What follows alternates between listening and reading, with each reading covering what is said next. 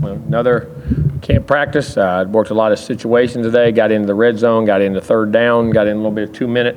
So a lot of different thinking for them today, different from last week. A lot of some review from last week, some of the new stuff in today, and those situations and all went good. But for the most part, some good and bad both sides, and they got to learn. We got to get in those situations and understand how to practice and what's going on, and not disappoint in effort or mental. We just got to crispen things up about where I thought we'd be right now. But another good solid practice. Questions? Jimbo, one of the people we did see in practice today was Matt. Who else didn't you see?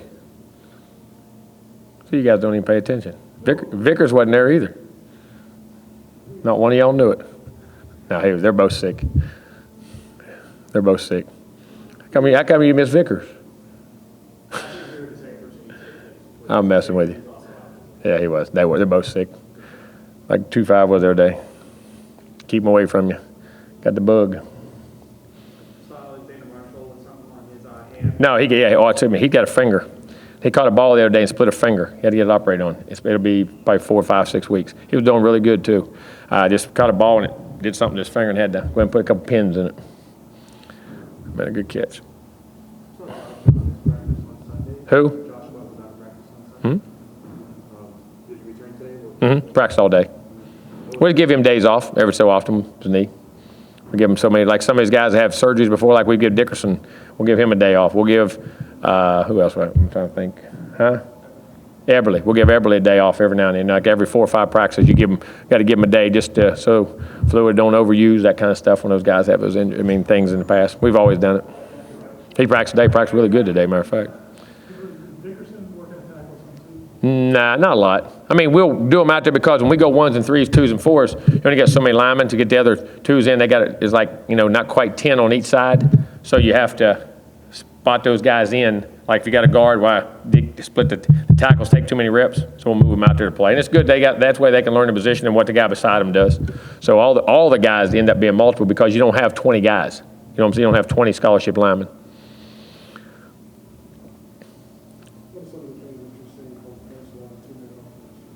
Good 2-minute. Understanding the situation, ran it very well. Got calls, was crisp. Tempo was good especially the first day, getting it understanding, and what he had to do and being smart with the ball and, not making careless plays and, give us a chance all the way to the end, And just playing I was very happy the situations of just how he played it, just mentally. Who's that? Yeah, he is. Yeah, he is. He's growing and getting better and better. And this guy learns well. He's big. He's athletic. He can run. Got really good ball skills. Really good ball skills. And I think has a great ceiling now. This guy's coming. He's coming pretty quick too. Playing pretty well. He does now. And DJ did too. I know DJ pulled a hammy, but those first 5 or 6 days now, he was doing this. Those 2 young guys have done an outstanding job and are learning. Learning very well, picking things up. DJ's moved him around a couple positions. I'm very happy and pleased with those guys. No, because that hamstring's one. Even if you could probably practice some, I think it's better. I'm a guy on a hammy. Let's give it another day or 2 and make sure it fully heals because those things can come back very quickly. Told him I ain't seen a hamstring. Dadgummit so skinny as all bones. I don't know what he pulled. But I tell you what, now he don't play that way. Whew. During media day, I was talking to Matt Thomas, and he said it feels like he could be the best linebacker in the country. What are some things that are either preventing him or stopping him from kind of getting taken? Well, I think first was experience and never playing inside. He was always an outside guy in high school, which he's still probably a more natural outside guy. But learning to play inside, it's like a 4-way traffic stop. And, missing that time, then you saw the second half of the season, just getting comfortable in his keys and reads and triggering faster. And then he's so athletic. He can just, as I say, suck him up, man. He can just close that gap in that space so fast. He tackles well, and he's got really good ball skills. And because that's how he got his name was 6. Was he scored touchdowns so much in Papa? He was an offensive guy, could catch and run and do all those things. So he's a very skilled linebacker athletically. So he can cover. He can catch the ball very well. And he's got good eyes and instincts, and he's so fast and athletic and strong. He's got all the tools to be a really good player. He does. And you can see that burst, and he can explode. He's strong.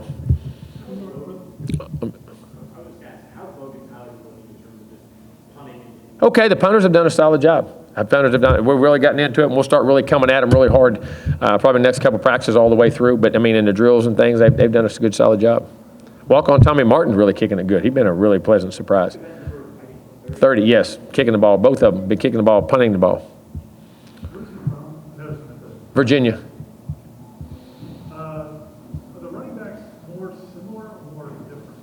All the running backs? That's an interesting question. Some things they are, some things they aren't. They're similar in this way. They're very natural with the football. They have good eye discipline, excellent speed, really strong. I mean, really strong guys. Have really good balance, body control, good change of direction. For fast guys, sometimes you don't always have that, you know what I mean? But then they catch the ball well. And I'm going to tell you what's impressed me a lot about all of them. They're very physical in their blocking and pass blocking. I mean, those guys are put together, you know what I'm saying? They got that good base at, whether it's 5'10" to 5'11", 6, you know what I mean? It's all a good size, but real sound, good legs. I mean, they have some little things about them that are a little different, but they're all, I mean, pretty talented now. They're all probably 5'10" to 6 foot. Maybe he's a Condre, maybe a hair over 6. I don't know if he is or not.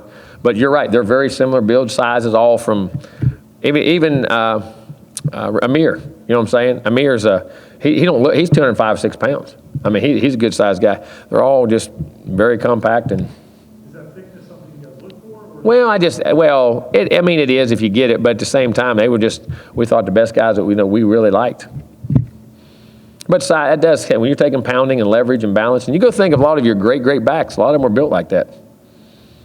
Jimbo, what's next for Brian Burns to kind of build on what he did last year as a rookie? Well, I think just learning to be a complete player, learning to get better at what he does there, but I think also he's got the ability to drop and cover and do some things in the second. I mean, that guy's an athlete now. I mean, he's an athlete. I mean, you know, he can cover you and run with you and understand zone. And, you know, when you go back there, man, he's got that long wingspan. You're talking about a guy 6'5", almost got a 7-foot wingspan. You're talking about when he's coverage in coverage, knocking balls, whether it's zone, man, you know, things like that, just completely, you know, being a complete player. And just understanding the game, situations, playing faster because of processing information more, recognizing formation, recognizing the alignment stance. Is it pass stance? Is it run stance? You know, all those little things that just come with experience that you do more and more, you know. I tell you what, he changed his body, got strong, big, playing the run well. And I'm going to tell you, transition to pass rush is running pretty good. Just he's given us a really quality play there. He'll be a good guy for us there. I'm sorry. Brad Long was saying Sunday that Joshua Kando, he said, has everything to kind of be a really good player and visions of being kind of the next DeMarcus in a sense. When you look at Kando through a week so far, what has kind of stood out for you in terms of his skill set and just kind of... Just, you see the athlete, you see the size and length. You see it. Very intelligent kid. I mean, very, very intelligent kid. Learns well. He's really even loosened his hips up from the spring. Even a lot more loose than that. And the athleticism is bending better, which allows you to turn the corner and some of those things. And gotten stronger. And he's learning, you know, he's learning to play. Burns was saying that, you know, hey, he thinks back when he was a freshman, he really didn't listen to Marcus that much. Whereas with Kando, he said Kando's a guy who listens and absorbs things. Is that something you've noticed? Just a personality trait. He is. He talks, but he's a very quiet kid and does. He's very attentive. Much more of a listener and watcher, you know, but then when he speaks, I mean, he speaks really well, and he's intelligent in what he does. He just, you know, one of those easygoing kids who has to play, but he does a good job of learning it from everybody. Well, what do you want to see from your team out of this next practice? Same thing, consistency, getting better, understanding situational football, transitioning, playing great fundamentals, making, like I said, when the offense makes a play, make it because it's a really good play because you played it right on defense. And on defense, if you make a sack or break a pass up because they ran the great route, blocked you well, you just, you know, made a good play. I think the consistency level and continuing the physicality, you know what I'm saying? You got to continue to be physical and be able to block and tackle. I mean, the fundamentals in blocking and tackling. Do you ever look back on the film and say, maybe I shouldn't have scolded this player here, that was a great play? I'm sorry? During practice, when somebody makes a great play like that, do you ever look back on film and say, hey, maybe I shouldn't have said that to a player, maybe it was just a great play, it wasn't a bad... Oh, yeah, all the time. I'll see something on the field and see something happen, and come back on the field and have jumped on something. Listen, on that play, I was totally wrong. I didn't see that. On film, I see why you did that. I apologize. Say it all the time. If I'm wrong.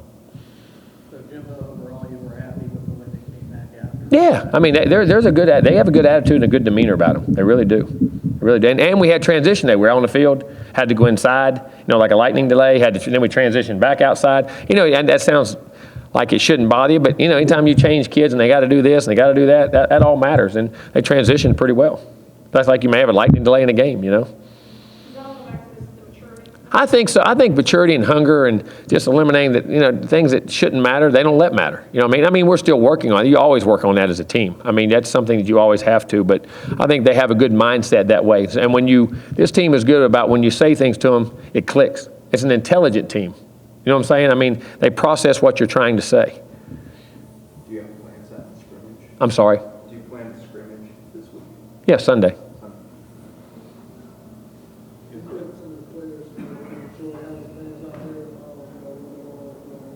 Heck yeah, kids always like attention. You know a kid that doesn't like attention? Somebody tell them how much they love them? No, but they do. They appreciate the fans. I'm sure the fans, the little kids, you know what I mean, and all that. But those kids, they love the fans and the interaction. They really do. We got very personable kids. You know what I'm saying? They really are. How competitive are the wide receivers and DBs? Extremely, extremely. More so than maybe even a normal Florida State group, or is it? No, we've had some that have been pretty good. I mean, but this group is up. I mean, there's good players. They both got a lot of pride. You know what I mean? I'll get you. I'll get you. I'll get you back. You know what I'm saying? And that's the way games are. You got to battle back, and they're getting after it now. You got a couple of notorious talkers with Derwin and Newby. Do you like that they come? I was a talker Yeah. when I played. I was. I mean, but if it doesn't distract how you play, here's what I think. Some guys talking helps them. And I mean, it's not derogatory. You got to be stupid. But you ain't got to sit there and take somebody from somebody. You ain't got to let people intimidate. I mean, that's the way of the world. But at the same time, just so it does not get you out of your game. You know what I'm saying? You still got to go play. And, hey, we'll go. Come on, let's get after it. You know what I mean? Let them talk. Because part of it is getting in people's head and letting them know and all that. That's part of athletics. That's part of sports. I mean, who they say in the NBA was two of the biggest ever? Larry Bird and Jordan. I mean, those guys tell you they're going to cut you in half. You know what I mean? We're going to get 50 tonight, baby. You're in trouble. You know what I mean? And they would go do it. I mean, that's part of sports. That's part of competition. But it can't be derogatory or unclassy and get you out of your game. You know what I'm saying? But they do it in practice. Oh, yeah. You like that. Oh, I'll create whatever creates competition, and you stay classy and doesn't get you out of your game. If it makes you compete better, I'm all for you. I'll talk with you. Were you a good talker? Mm-hmm.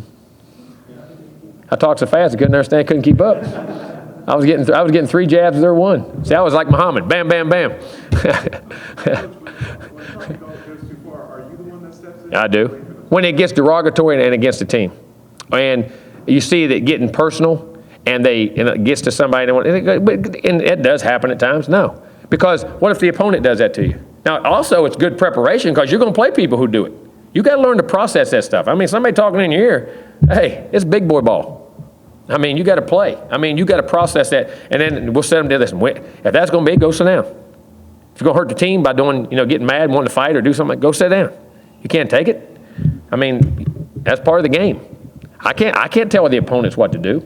You know what I'm saying? And I'm not. But just so it's not derogatory or unclassy or affect the way you play. I know some of the great players here never talk. Some of the great players anywhere never talk. Heck, that's part of it, man. They love to compete. Good to get back. See, he hadn't been there. I think early, not good. I think trusting himself and his conditioning and playing, after coming off the injury, you know what I'm saying, and getting back.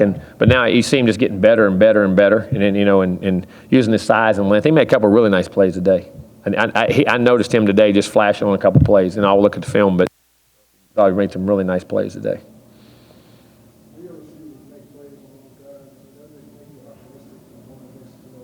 Oh yeah, you make plays against. When our guys make plays against each other in practice the right way, I mean, because we can play with anybody. I mean, that's what practice has to be, and they have to have that confidence.